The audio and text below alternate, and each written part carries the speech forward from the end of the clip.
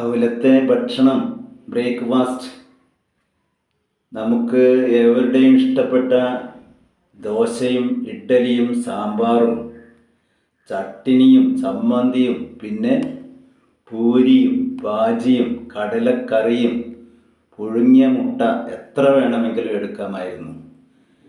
മാത്രമല്ല തായ്ലാൻഡ് ഭക്ഷണമായ മഞ്ഞച്ചോറും വെളുത്ത ചോറും, അവയുടെ ഒന്നും പേര് അറിയില്ല കേട്ടോ, എല്ലാം ഒരുക്കിയിരുന്നല്ലോ. നന്നായി കഴിച്ചില്ലേ? അതിനോടൊപ്പം തന്നെ ആസ്വദിക്കാൻ ആ പഴയ ഹിന്ദി പാട്ടുകൾ കർണാനന്ദകരമായി ഇപ്പോഴും കാതുകളിൽ ഒഴുകിയെത്തുന്നു. ചലോ ചലോ ഫ്ലോട്ടിംഗ് മാർക്കറ്റ്, ഫ്ലോട്ടിംഗ് മാർക്കറ്റ് കി ജയ്. പണ്ട് യാത്രകളിൽ പോകുമ്പോൾ വിളിക്കുന്ന മുദ്രാവാക്യങ്ങളാണ് കേട്ടോ. കൂട്ടമായി വിളിക്കുമ്പോൾ അല്ലേ ഒരു ഹരം. സ്കൂൾ കുട്ടികളെയും കൊണ്ട് പഠനയാത്രയ്ക്ക് പോകുന്ന കാര്യം ഓർക്കുകയാണ്. ഫ്ലോട്ടിംഗ് മാർക്കറ്റ് ജലാശയത്തിൽ പ്രകൃതിക്ക് അനുയോജ്യമായ രീതിയിൽ മരപ്പലക കൊണ്ടും മുള കൊണ്ടും മറ്റും ഉണ്ടാക്കിയിട്ടുള്ള അതിമനോഹരമായ കെട്ടിടങ്ങളാണ്. ഇതൊരു വാണിജ്യ സമുച്ചയം തന്നെയാണ്. നമുക്ക് വേണ്ട എല്ലാതരം നിത്യോപയോഗ സാധനങ്ങളും ഇവിടെ നിന്ന് ലഭിക്കും. തായ്ലൻഡിന് പേരുകേട്ട പഴവർഗ്ഗങ്ങൾ, അതുപോലെ തന്നെ നമുക്ക് അത്ഭുതപ്പെടുത്തുന്ന ആഹാര രീതിയും ഇവിടെയുണ്ട്. നമ്മുടെ നാട്ടിലെ പോത്തിൻ്റെയും പശുവിൻ്റെയും ആടിൻ്റെയും ഒക്കെ ഇറച്ചി പ്രദർശിപ്പിച്ച് വിൽപ്പന നടത്തുന്നത് പോലെ ഇവിടെ മുതലയുടെയും അതുപോലെ തന്നെ തേള്, വണ്ട്, ചെറിയ പാറ്റകൾ എല്ലാം ഇവിടെ ഫ്രൈ ചെയ്ത് വെച്ചിട്ടുണ്ട്. ദാ ഇത് നോക്കൂ, ഇത് ഡമ്മി ആയിട്ട് വെച്ചതല്ല, ഒറിജിനൽ മുതലയുടെ തലയാണ്. അവിടെ പാചകം ചെയ്ത് വെച്ചിട്ടുള്ളത് കണ്ടോ, ഫ്രൈ ചെയ്ത് വെച്ചിട്ടുണ്ട്. നമ്മൾ ഓർഡർ ചെയ്താൽ അവ ഒന്നുകൂടി പാചകം ചെയ്ത് ചൂടോടെ നമുക്ക് നൽകുന്നതാണ്. വളരെ അത്ഭുതപ്പെടുത്തുന്ന ഒരു കാഴ്ച തന്നെയായിരുന്നു. ഞങ്ങളാരും അതിൻ്റെ രുചി അറിയാൻ നിന്നില്ല കേട്ടോ. അത് കഴിച്ചവർ പറയുന്നതേ, നിങ്ങൾ ഞണ്ടും ചെമ്മീനും ഒക്കെ കഴിക്കുന്നില്ലേ, അതിനേക്കാൾ ടേസ്റ്റാണ് ഇവയ്ക്ക് എന്നാണ്. പല ഷോപ്പുകളിലും ഇതുപോലുള്ള മുതലയുടെയും അതുപോലെ കീടങ്ങളുടെയും ഒക്കെ ശേഖരം വിൽപ്പനയ്ക്കായി വെച്ചിട്ടുണ്ട്. ഒരു കാര്യം ഓർത്തോളൂ, നമ്മൾ വിപണന വിനിമയത്തിന് ഉപയോഗിക്കുന്നത് രൂപയാണല്ലോ, അവരുടേത് ബാത്ത്. എന്താണെന്ന് ഒന്നുകൂടി കേൾക്കൂ, ബാത്ത് എന്നാണ്. ഒരു ബാത്ത് ലഭിക്കാൻ നാം നമ്മുടെ 2.5 രൂപ നൽകണം. ചിലപ്പോൾ ഡോളർ പോലെ തന്നെ ഏറ്റക്കുറച്ചിൽ ഉണ്ടാകാം. നോക്കൂ, മനോഹരമായ ദൃശ്യങ്ങൾ. നമ്മളെ ബോട്ട് യാത്ര, നമ്മളെ ആലപ്പുഴയെ കുട്ടനാട്ടിലുള്ള ബോട്ട് യാത്രയെ ഓർമ്മിക്കുന്നതാണ്. പക്ഷേ നമ്മുടെ വെനീസിൻ്റെ നാട് എന്നറിയപ്പെടുന്ന ആലപ്പുഴ, ഇവിടെ ഇതെല്ലാം മനുഷ്യനിർമ്മിതമാണ്. നമ്മളെ കുട്ടനാട്ടിലെ പ്രകൃതി സൗന്ദര്യം എന്നത് പ്രകൃതി നമുക്ക് കനിഞ്ഞ് അനുഗ്രഹിച്ചതാണ്. ഇതെല്ലാം വാണിജ്യ സമുച്ചയങ്ങളാണ്. ഇവിടെ എല്ലാം നമുക്ക് ആവശ്യമുള്ള സാധനങ്ങൾ ലഭിക്കും.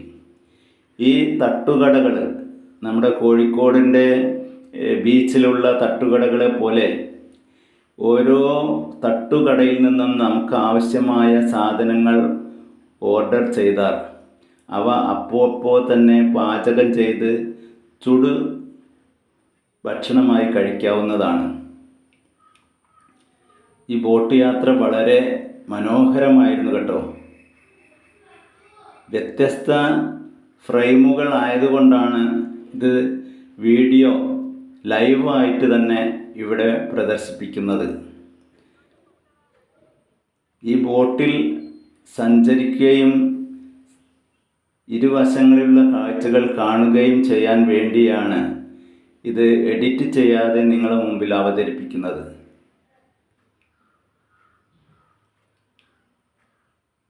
അവിടെ കൂടിയുള്ള യാത്ര അനുഭവം ഉണ്ടാക്കിയെടുക്കുകയാണ്. മനോഹരമായ കാഴ്ചകളാണിവ. ഇതിൽ നിന്നും ഒന്നും വെട്ടി മാറ്റാൻ കഴിയാത്ത അവസ്ഥയാണ്.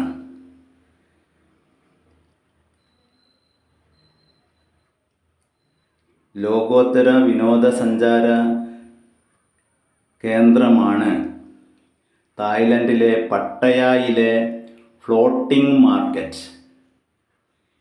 ഇവയുടെ പ്രത്യേകത നേരത്തെ പറഞ്ഞു. ജലാശയങ്ങളിൽ ഇങ്ങനെ പൊങ്ങി നിൽക്കുന്ന കെട്ടിടങ്ങളാണ് ഇവയെല്ലാം. ഇനി ഒരു അത്ഭുതം നിങ്ങൾക്ക് കാണാം. നമ്മൾ ബോട്ടിൽ യാത്ര ചെയ്യുന്ന സമയത്ത് നമ്മളറിയാതെ ചിലർ നമ്മുടെ ഫോട്ടോ എടുത്തിട്ടുണ്ട്. നമ്മുടെ യാത്ര അവസാനിക്കുന്നതായി ഈ സ്ഥലത്ത് ബോട്ട് ചട്ടിയൊന്നുമില്ല, എന്നാലും നമുക്കത് പറയാം. ബോട്ട് ചട്ടി നമ്മുടെ യാത്ര അവസാനിക്കുന്ന കേന്ദ്രത്തിൽ നമ്മളെ സ്വീകരിക്കാൻ അവരവിടെ കാത്തു നിൽക്കുന്നുണ്ടായിരിക്കും. നമ്മൾ യാത്ര ചെയ്തിരുന്ന ബോട്ടിൻ്റെയും അല്ലെങ്കിൽ ആ രംഗം ഫോട്ടോ എടുത്ത് വെച്ചിട്ടുണ്ട് അവർ. നമ്മൾ എത്തുന്നതിന് മുമ്പേ നമ്മുടെ ഫോട്ടോ എടുത്ത് പ്രിൻ്റ് ചെയ്ത് അത് വിൽപ്പനയ്ക്കായി വയ്ക്കുകയാണ്, നമ്മളെ സമീപിക്കുകയാണ്. അത് ഒരു അത്ഭുത കാഴ്ച തന്നെയാണ്, അത്ഭുത അനുഭവം തന്നെയാണ്. ഇപ്പോൾ എല്ലാ കേന്ദ്രങ്ങളിലും ഇതുപോലെ ചെയ്യുന്നുണ്ട് എന്നത് ശരിയാണ്. ഞങ്ങൾ ബോട്ടിൽ സഞ്ചരിക്കുന്ന ഫോട്ടോ നോക്കൂ, അവരെ കയ്യിൽ അത് നേരത്തെ എത്തിയിരിക്കുന്നു. അത് ഒരു അത്ഭുതം ഉണ്ടാക്കിയ കാര്യമായിരുന്നു. ഞങ്ങളതൊരെണ്ണം വാങ്ങിച്ചു. ഈ ലോകോത്തര വിപണിയിൽ ലഭിക്കാത്ത ഒരു സാധനവും ഉണ്ടാവില്ല. എല്ലാതരം ആഡംബര വസ്തുക്കളും ഇവിടെ പ്രദർശിപ്പിച്ചിട്ടുണ്ട്. നമുക്കവ വാങ്ങിക്കാവുന്നതാണ്. പൊതുവെ വില കുറച്ച് കൂടുതലാണ്. എന്നാലും കുട്ടികൾക്കും മുതിർന്നവർക്കുമുള്ള വിവിധതരം വസ്ത്രങ്ങൾ, കളിക്കോപ്പുകൾ, സോപ്പ്, ചീർപ്പ്, കണ്ണാടി മുതൽ എല്ലാ ആധുനിക മുഖലാവണ്യ മേക്കപ്പ് വസ്തുക്കളും ഇഷ്ടംപോലെ തയ്യാറാക്കി വച്ചിട്ടുണ്ട്. അതുപോലെ തന്നെ ആഹാര പാനീയങ്ങളും ഇഷ്ടം പോലെ ഉണ്ട്. നമ്മുടെ തായ്ലാൻഡിൽ നിന്ന് ഇറക്കുമതി ചെയ്യുന്ന പഴവർഗ്ഗങ്ങൾ ഓർക്കുന്നില്ലേ? പ്രധാനമായും ഒരു ബനിയൻ ഇട്ട പോലെ പേരക്ക ധാരാളമായി തായ്ലൻഡിൽ ഇറക്കുന്നുണ്ട്. അതിൽ തന്നെ മാങ്ങ. പഴവർഗ്ഗങ്ങളുടെ നാടാണ് തായ്ലൻഡ് എന്ന് വിശേഷിപ്പിക്കാവുന്നതാണ്. ഇതെല്ലാം കച്ചോള കമ്പോളങ്ങളാണ്. എന്ത് വേണമെങ്കിലും ഇവിടെ നമുക്ക് ലഭിക്കും. ഇവ ഒന്ന് ചുറ്റിക്കാണണമെങ്കിൽ തന്നെ മണിക്കൂറുകളോളം ആവശ്യമാണ്.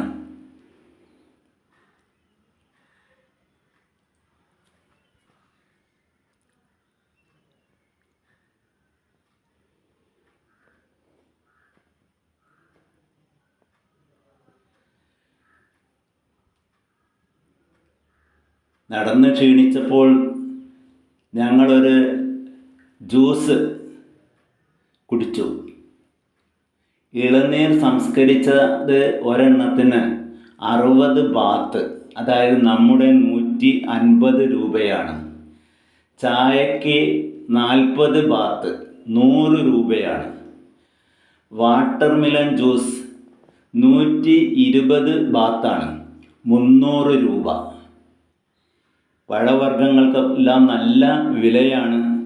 ഇതെല്ലാം നമുക്ക് സമാധാനിക്കാം. നമ്മുടെ കാർഷിക മേഖലയെ വളർത്തിയെടുക്കാൻ വില കുറച്ച് കൂടുതൽ കൊടുത്താലും കുഴപ്പമൊന്നുമില്ല. നമ്മളെ കർഷകർക്ക് അത് ലഭിക്കണം എന്ന് മാത്രം. എത്ര വില വർദ്ധിച്ചാലും നമ്മൾ സാധനം വാങ്ങാതിരിക്കില്ല. പക്ഷേ അതൊന്നും കർഷകർക്ക് ലഭിക്കുന്നില്ല എന്നതാണ് സങ്കടം.